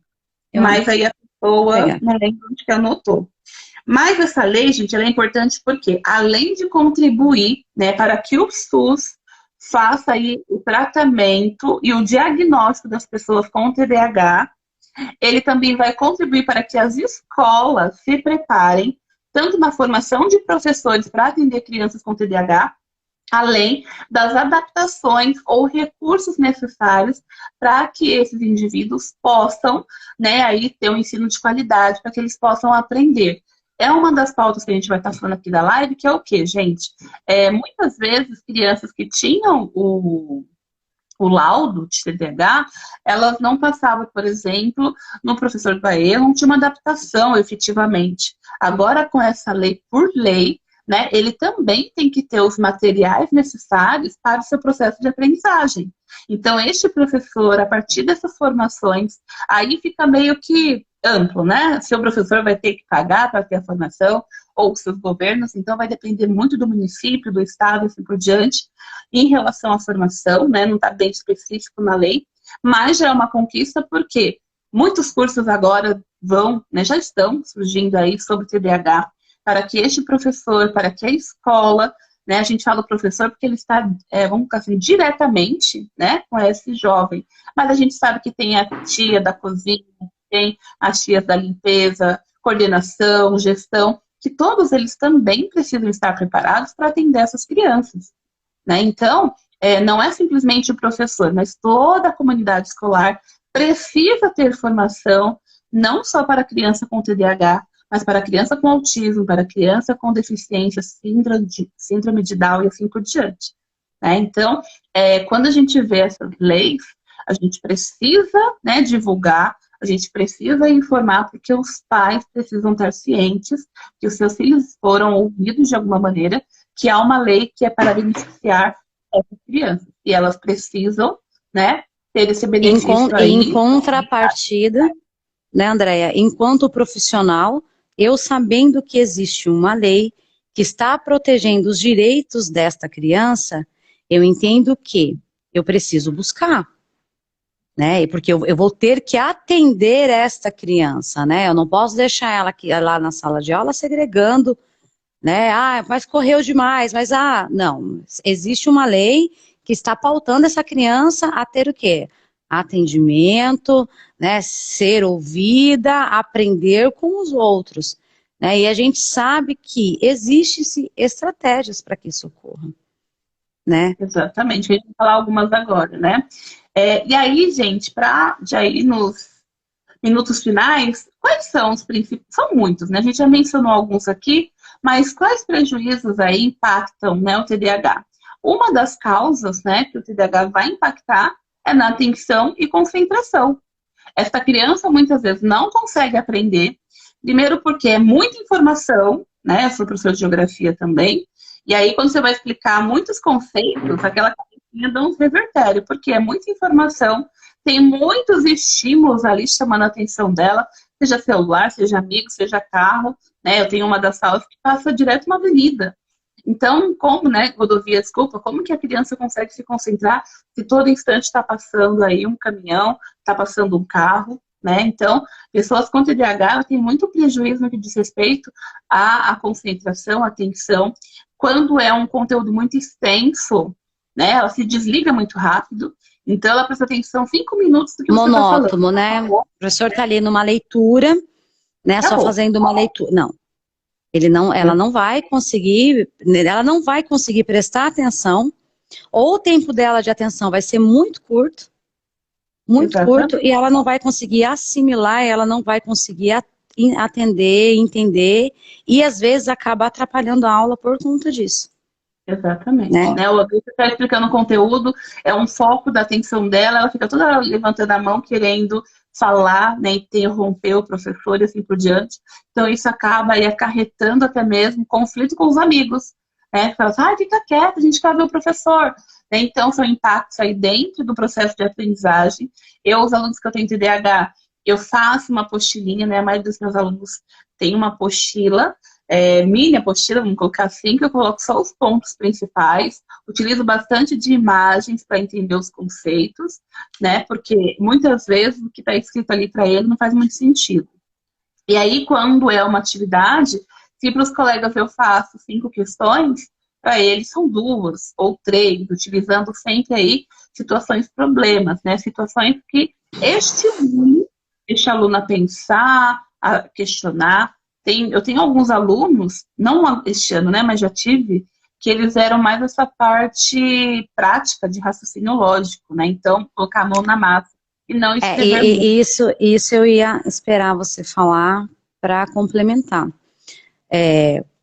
A leitura é muito maçante, o professor ficar ali falando, porque às vezes a mesma posição, então o tempo mesmo de que ele consiga observar é muito pouco.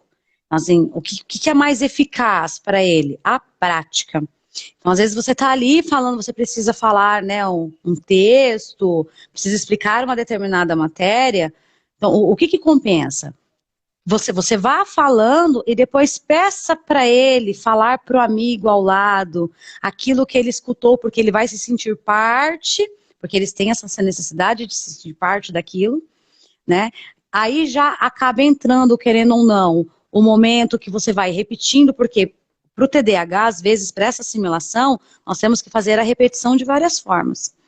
Então, assim, fala o quê? Pequenos trechos, né, de forma curta, lógica, assim, sem ficar dando muitas e muitas voltas. Pede para a criança explicar para o amiguinho o que ele entendeu, né? Permita com que ela converse com você de volta, você perguntando, olha, o que você achou disso? Para ela entrar no seu assunto, para que vá chamando a atenção do interesse dela. Né? E esses Exatamente. recursos que a Andrea falou da imagem, ela é muito importante, principalmente se for colorida. Por que colorida? Porque chama atenção.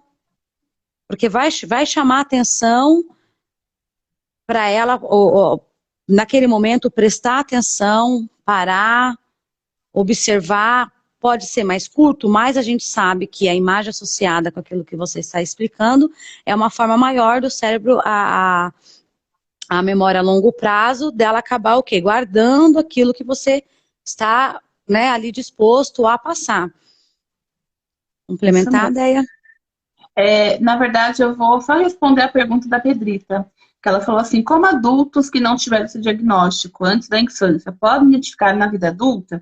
Eu já tinha comentado, Sim. mas acho que você não estava na live ainda, Pedrita, mas sim. Só que, como eu mencionei, eu vou até te dar algumas características, tá? Mas, assim, para o diagnóstico ser fechado na vida adulta, esses sintomas muitas vezes o adulto não vai saber, então vai precisar da ajuda dos pais, né? Porque eles não vão lembrar e assim por diante. Mas esses sintomas têm que ocorrer antes dos 12 anos. Antigamente, no DSM-4, era até os 7 anos. Aí, no DSM-5, com a atualização, é a partir aí dos 12. Então, 12 anos para baixo. Se esses sintomas aconteceram, né, já começaram a iniciar a partir da primeira infância, assim por diante, é fechado o diagnóstico. Então, por exemplo, como que eu consigo identificar na vida adulta? A pessoa, ela procrastina muito, né? Ela deixa tudo para depois.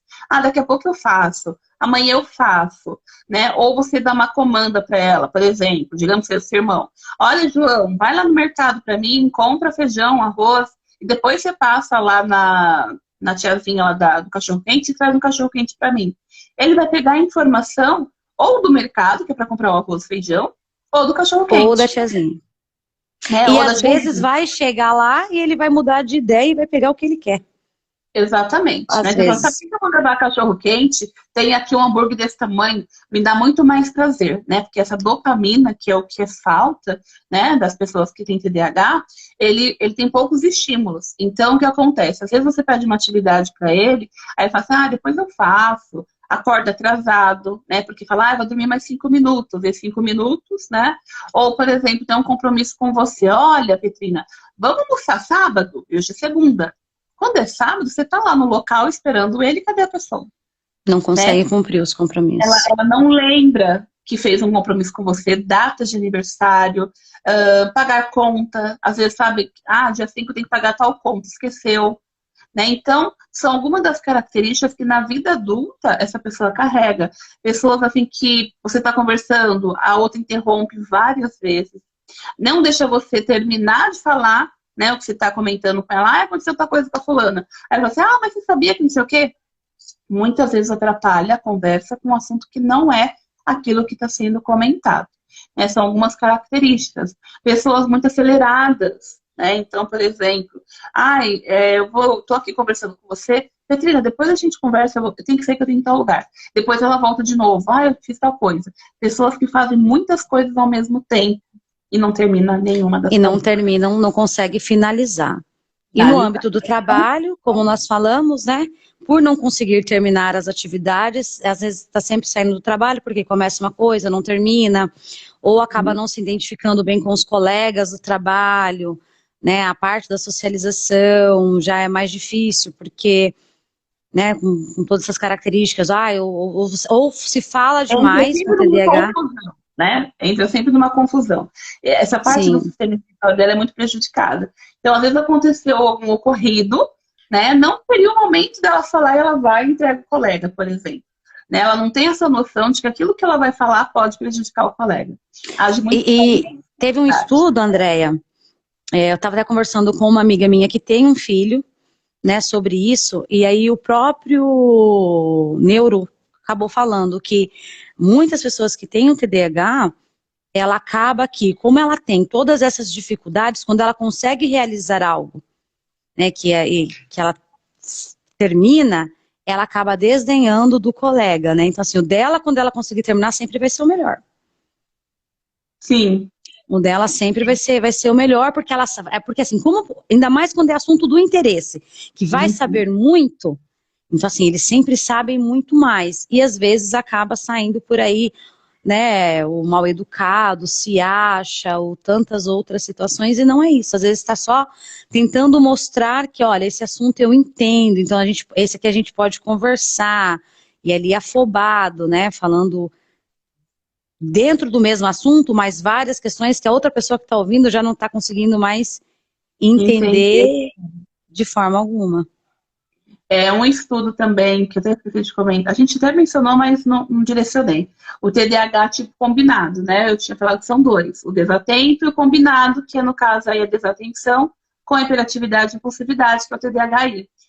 Muitos dele, olha como é agravante, muitos dele, quando não é tratado, quando não tem aí, né, uma prevenção, uma intervenção, pode agravar, pode evoluir para um grau aí do TOD, que é o transtorno opositor desafiador. Então, essa pessoa não vai seguir regras, né? Essa pessoa, ela não vai aceitar não. Aceita não. Né? A dificuldade dela de aceitar não. É muito e o nome grande. já diz, né? Transtorno opositor, né? Então, assim, ela escutou um não e ela vai se autodesregular de uma forma muito grande, né? Porque ela está certa, né? Ela está correta, né? Perfeito. E um outro recurso, Andréia, não sei se você já vai para falar por conta do seu horário, para se trabalhar em sala de aula com essas, né? Com as crianças, adolescentes, são os recursos audiovisuais. Né? Por quê? Principalmente porque a gente está dentro dessa era digital, não tem como fugir dela, e essas crianças acompanham essa era digital. Então, assim, para eles, o que chama mais atenção? Eu fazer uma atividade no computador, do que eu pegar um caderno e ficar escrevendo, porque a mente deles estão sempre lá muito à frente. Então, os recursos audiovisuais, jogos, atividades realizadas pelo computador, porque eles vão ter que mexer, então são várias práticas que eles vão estar fazendo ali, a escrita, um mexer, o prestar atenção, de ter que ouvir às vezes o que está falando, acaba chamando mais atenção para a concentração na hora da aprendizagem. Então, assim, apostar no recurso Aí a audiovisual é gente tem, né, importante. a gente tem até algumas controvérsias também de alguns autores. Mas aí é um ponto importante, que é uma das características que a gente vai falar, que é em relação aí às tarefas e rotinas, né? O quadro de tarefas e de Sim. rotinas. Por quê? Quando a gente, né, tudo tem que ter controle, gente, com qualquer criança. E aí, quando a gente vai trabalhar essa parte aí tecnológica, celulares e afins, a gente também tem que especificar as atividades que serão propostas e o tempo. Porque, como eu mencionei para vocês, por conta dessa falta de dopamina, esses indivíduos vão buscar, né, comida, tecnologias e afins que gerem, então, esse prazer, né? Essa dopamina. A ansiedade dele acaba buscando por essas E fugas, aí né? gera vício, né? Então, essa pessoa, essa criança, acaba viciando. Porque muitas crianças que têm TDAH estão viciadas no celular. Porque nos jogos que são ali fornecidos, tem todo aquele prazer que elas buscam. Então, aquilo vai satisfazê-las. Então, elas ficam 2, 3, 4 horas, que é muito prejudicial. Ela vai entender tudo de tecnologia, mas quando você pede para ela ler um livro e te explicar, ela não vai entender, ela não vai conseguir te passar essa Sim. informação, porque não causa o mesmo estímulo, né? Então, professores, você quer usar tecnologia, eu sou super a favor, mas também a gente tem que ter um cuidado para não usar essa ferramenta somente como uma fonte de escape, né? Porque a gente sabe que tem casos, que eu já vi, infelizmente, aí ele tá quietinho no celular, eu deixo ele lá no celular. Não, mas assim, o utilizar com uma proposta, né? Sim, é por isso que eu tô Tudo que é mencionando, utilizado, porque exato. quem Você sabe, tem né, que quem elaborar sabe, uma proposta, um pré-projeto, tem que ser explicado para essa criança o porquê que ela vai fazer, né? Que ela não tá ali porque, olha, você vai ficar quietinha aqui mexendo no celular para a professora dar aula, não. Olha, você vai realizar essa atividade. E assim, eu acho muito interessante essas atividades serem realizadas em conjunto com a turma. isso, Com a isso turma, mesmo. não com ele só, eu vou dar ali o computador para ele. Não, não tem essa necessidade. Mas dá assim, para que a aula para ele fique mais interessante, utiliza-se com a turma, para que ele possa o quê? Olha, vamos conversar com o amigo do lado para ver o que ele aprendeu, vamos trabalhar ali em dupla, né, para que eles consigam, para ele já aprender essa parte dessa socialização, da parte do esperar, é minha vez, eu preciso parar, eu preciso sentar, entender. Então, assim, tudo com o quê? Com uma proposta, né? A gente não pode, enquanto a didática pedagógica, eu vou chegar e eu quero que aquele aluno fique, porque você está tirando o direito dele da aprendizagem. Né? Você está Exatamente. fazendo, É você tá importante a fazendo a gente sala. deixar isso claro, porque às vezes a pessoa fala assim, mas eu ouvi elas falarem, né? Mas não é de Sim, qualquer um. não, é uma Tem proposta, é um todo o trabalho. projeto. Um Exatamente. Tem que projeto. saber o porquê está fazendo isso. Fazer por fazer não tem sentido nenhum. Né? Por isso que é feita aí uma proposta, quais habilidades que o professor quer atingir, né? Eu vou usar esses jogos, qual o objetivo desses jogos? Né? Qual a intencionalidade de realizar esse tipo de conteúdo com este aparelho?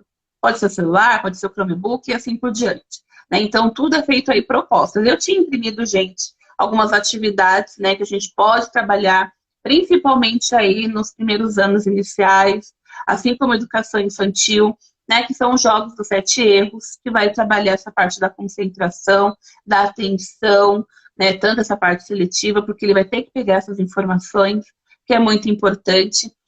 Tem alguns jogos que a gente também está Labirinto. labirinto, né, que vai trabalhar toda essa parte do planejamento, da memória operacional e assim por diante. Nós temos joguinhos que eu até fiz com meu filho recentemente, que é assim, você coloca uma sequência, né, os carrinhos, por exemplo, e aí depois você mistura tudo e quer que a criança lembre, memória lá operacional, né, que ela lembre a ordem que foi colocada. Ou pode ser cores, né, você coloca, por exemplo, formas geométricas por cores, e aí a criança, então o pessoalzinho entrando, a Geisa, espera só um pouquinho, gente. Almerindo, a Ana, a Lidiane, a Camila, sejam bem-vindas, bem-vindos, a gente está falando aí sobre TDAH, né, essas implicações na aprendizagem e na vida também, né, gente? Porque não impacta somente na aprendizagem, vai impactar em tudo, na vida social, na vida aí Nos do trabalho, relacionamentos. relacionamentos, né, em tudo. E é importante a gente conhecer, é importante a gente saber, porque às vezes a gente já pode ter essas características e nunca foi diagnosticado. A gente sabe que, eu mencionei que os primeiros estudos, né, sobre TDAH foi em 1902, só que o TDAH mesmo aqui no Brasil, por exemplo, que eu me recorde, né, que a gente já ouviu assim mais falar a partir de 2010, 2009, não era uma coisa assim muito comum. Depois, muitas crianças foram sendo diagnosticadas aí com TDAH, né, por conta aí dessas mudanças que vão ocorrendo a partir do ano do cérebro, que é a década de 90, a partir da tomografia, né, então muitas doenças que até então não eram tão estudadas, hoje em dia elas estão sendo aí muito mais estudadas, e o principal, o diagnóstico já nos primeiros anos de vida dessas crianças já está sendo aí efetivado, que é muito importante, né, eu já falei Até porque a procura, ela é muito maior, né? A procura a cada dia mais está sendo muito maior desse público, né, dos transtornos, né, o TEA, o TDAH, o TDAHI, então assim, está sendo muito mais, eu acredito que agora está tendo muito mais informações, né, hoje se a gente vai procurar sobre esse assunto nas redes sociais, a gente consegue ter um maior número de conteúdos, né, de depoimentos, de especialistas falando, e aí enquanto pai, enquanto mãe, a gente já acende aquela luzinha e fala, olha, então não tá, tem alguma coisa aí. Eu acredito que essa procura maior, ela acaba fazendo, né, com que se fale mais, com que se busque mais, com que os profissionais, gente, e assim, eu vou falar porque eu acho que é muito difícil. Eu vou falar enquanto mãe de uma criança com autismo, né, enquanto profissional. Né, eu enquanto profissional, eu tenho que entender, eu posso ter estudado lá, terminado lá os meus estudos lá em 2010, em 2000. Ah, mas eu não estudei para isso, não. Né, vamos dar um exemplo aqui. Não, sou florzinha ainda, tô na flor da idade ainda. Então, assim, e aí o que mais a gente escuta é o quê? Né, muitas vezes o profissional, ele fala o quê? Olha, eu não estudei para isso. Não, você estudou para atender crianças. Qual é? A vida da gente, ela tá o quê? Em constante transformação. Isso toda a área profissional. Né? Então, assim, eu enquanto profissional, eu atendo que esse público aumentou, é a realidade. Gente, hoje em dia vai ser muito difícil uma sala de aula não ter um aluno com um transtorno ou com uma deficiência. Então, o professor não tem mais essa desculpa de que eu não vou pegar essa sala porque tem aluno com deficiência. Não, é muito raro. Ou você estuda para atender esse novo perfil de escola, porque a gente tem eu sou professora aí há 12 anos, 13 anos, a gente, cada ano que passa, tem uma sala mais heterogênea. Mesmo que você não tenha uma criança laudada, né, que é uma criança aí como CID, você vai ter crianças com uma gama, né, quantidade de dificuldades. Pós-pandemia, então, gente, se a gente fosse aqui, ia ficar 4 horas maior. Né? Então, não tem mais essa de que o professor, eu não estou preparado. Meu amor, ou você se prepara, ou você se adapta a essa nova realidade e você vai mudar de cargo, ou você vai mudar de profissão. Porque, gente, daqui a pouco chega as crianças aí que foram picadas, né, pela chikungunya e tantos outros aí bichos que causaram tantas deficiências aí. E como que vai ser? Essa criança vai ficar lá no cantinho excluída? Né? Então, não tem mais como o professor agora tampar os olhos e dizer, minha formação não deu isso. Não, se a sua formação não deu isso, existem vários outros cursos, né, que pós-formação que você vai buscar. Né? Até porque, assim, enquanto eu faço, enquanto nós fazemos nosso trabalho, enquanto nós pais, né, nós temos que fazer com excelência.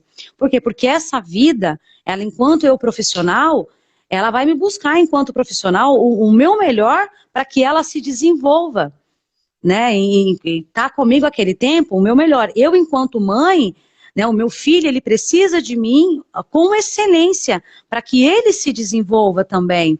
Né? Então, são dois âmbitos, né? E tanto o pai da criança com TDAH, E enquanto professor, tem que estar muito bem alinhado, porque não adianta, eu vou lá, eu enquanto professora também estou trabalhando, vou trabalhar as regras, tentar iniciar aquela rotina, e aí vai chegar em casa, a mãe e o pai também não quer ter trabalho porque está exausto, trabalhou o dia inteiro, está cansado. A criança, ela vai continuar com todos os traços, e a gente sabe que o mais cansativo é o quê?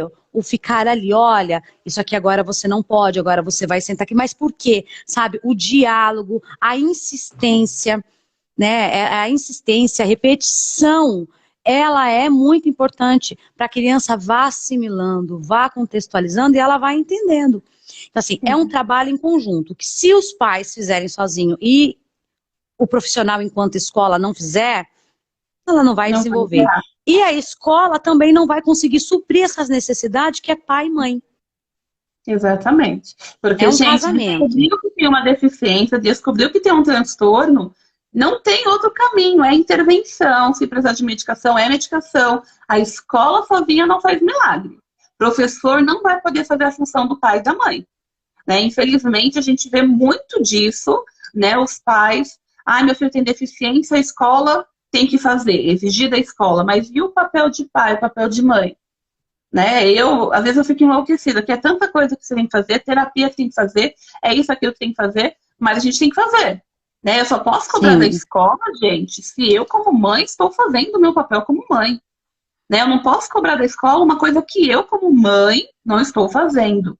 Né? Então, isso é Porque muito assim, importante. né, Andréia, a questão, acho que a questão maior do entendimento é o quê?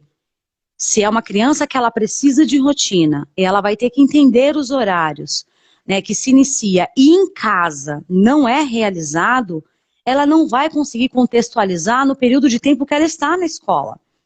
Sim. Porque ela passa o maior tempo onde? Finais de semana, horário que chega, é em casa. E aí, se em casa esse modelo não começar a ser colocado, sabe? Mas não para, epa, então vamos lá. Não parou para te ouvir?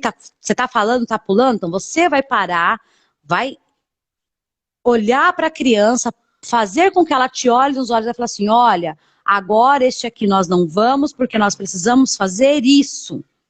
E ser firme, precisamos fazer isso e cumprir aquilo que falou. Porque se nós também fomos vencidos pelo cansaço, não vai nem um lado e nem o outro, infelizmente. Amiga, para finalizar, vamos lá. A gente colocou algumas sugestões aqui, né? Como eu, pai, como eu, mãe, posso ajudar minha criança com TDAH. E nós, como escola, a gente já deu alguns exemplos aí, né, de algumas alternativas da escola, mas só para a gente retomar rapidinho. Eu, como pai, como mãe, como que eu posso ajudar minha criança? Acho que uma das primeiras coisas, gente, é ter paciência.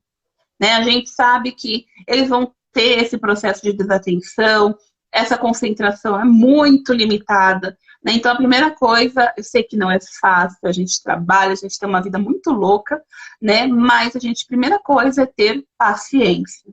Depois, gente, é muito importante a gente ter diálogo com os nossos filhos, né? A gente ser amigo dos nossos filhos. Quando eu digo amigo, não é aquele de deixar a criança fazer o que ela quer, mas a gente mostrar para a criança que ele pode confiar na gente, né? Que nós somos aí os parceiros deles. Se eles têm algum receio, alguma dificuldade, algum medo, né? Que o pai e a mãe possam estar presentes na vida dessa criança, em tudo que acontece dessa criança. Um ponto importante, criar rotinas, não só a rotina, mas também ter um momento entre pais e filhos. Saírem juntos, conversarem, comerem cachorro-quente, falar besteira, assistir o jogo, enfim. Né? Meu celular desligou. Jesus. Não, mas eu tô te ouvindo. Rotinas. Por que é importante a rotina, gente? Porque essa criança, ela não tem um planejamento. Lembra que eu comentei? A criança, ela não tem essa memória operacional muito bem estabelecida, sistema inibitório. Então, quando você tem uma rotina, você vai ajudar essa criança a se organizar. Né? Já que um dos impactos do TDAH é o esquecimento, desorganização. Então, com a rotina, ela sabe, eu vou acordar, vou tomar café, vou fazer a tarefa, vou na casa do meu avô, e aí ela consegue, então, ir construindo aí o seu programa, né, a sua rotina diária. Outro ponto importante, não cobre resultados. Olha, eu quero 10. Cobre desempenho. Ó, você tirou 5, né, este trimestre. O que a gente pode fazer para melhorar? Né? O que a gente pode, o que o pai e a mãe aqui pode ajudar você para você conseguir aí tirar uma nota melhor? Né? Então, o desempenho, faça com que essa criança se sinta estimulada. Lembra? Dopamina? Estimule essa criança. Dê aí as recompensas. Olha, filho, você melhorando, veja só, você vai poder sair mais tranquilo, sem se preocupar de fazer uma recuperação, você vai aprender mais coisas, enfim. Sempre estimule o seu filho com alguma recompensa e seja uma recompensa imediata, né? Porque se ele ficar esperando muito, ele vai se desestimular. Outro ponto importante que eu tinha colocado aqui, não comparar com o irmão. Se tem um irmão, por exemplo, o seu irmão, olha o seu irmão como ele é inteligente, olha o seu irmão como faz as coisas que a gente pede, não compare. Cada criança é de um jeito. Cada criança tem a sua personalidade, cada criança aí tem a sua forma de ser.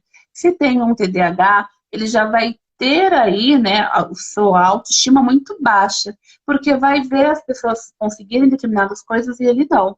Então é importante, né, que você sempre esteja estimulando o seu filho, mostrando como ele é inteligente, como ele é esperto, como ele consegue fazer também as coisas dele, do jeitinho dele, mas ele também consegue, sempre aí ajudando essa criança, tá? Então são os pontos importantes que os pais podem ajudar.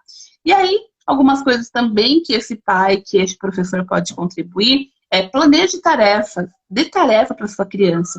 Não deixe ela acordar e ficar o dia inteiro ocioso, né? Fez a rotina, coloca lá, olha, dentro da sua rotina, hoje você vai ajudar a sua mãe. Dentro da rotina, você vai lavar o quintal, vai arrumar seu quarto, enfim.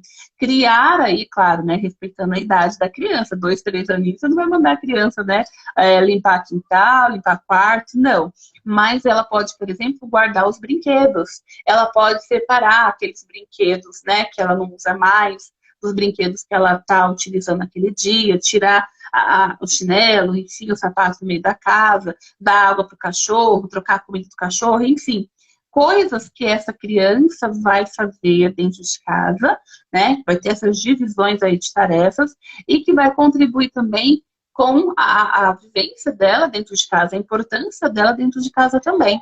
Né, criar agendas para que essa criança, para que esse jovem, enfim, até mesmo adulto, né, ele possa organizar os planos que a gente tem. Então, coloca lá na geladeira, por exemplo, olha, tal dia tem médico, tal dia tem que pegar relatório, tal dia tem que fazer tal coisa.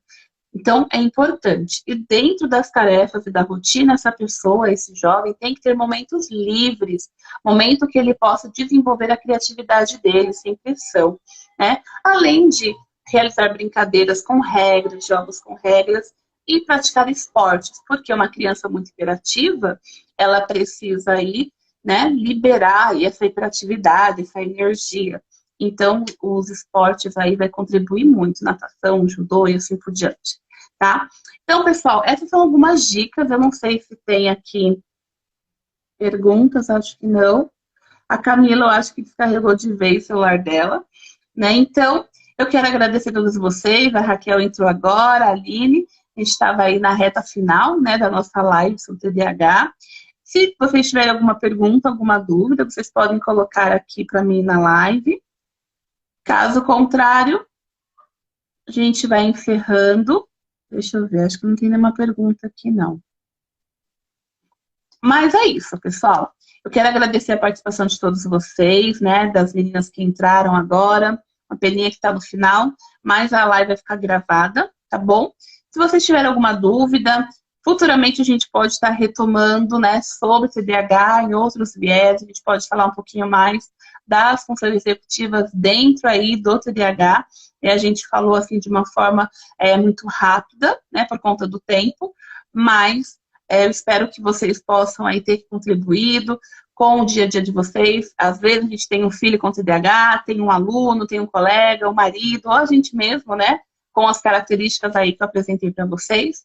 Agradeço a participação e até a próxima semana, então. Ainda a gente não sabe qual tema exatamente que a gente vai estar falando, mas a gente coloca aí no Instagram para vocês e anuncia a próxima live, tá bom? Pessoal, muito obrigada pela participação, uma ótima noite, um bom feriado para vocês, né? Quem vai poder ficar em casa. E até a próxima live. Um abraço, pessoal. Tchau, tchau.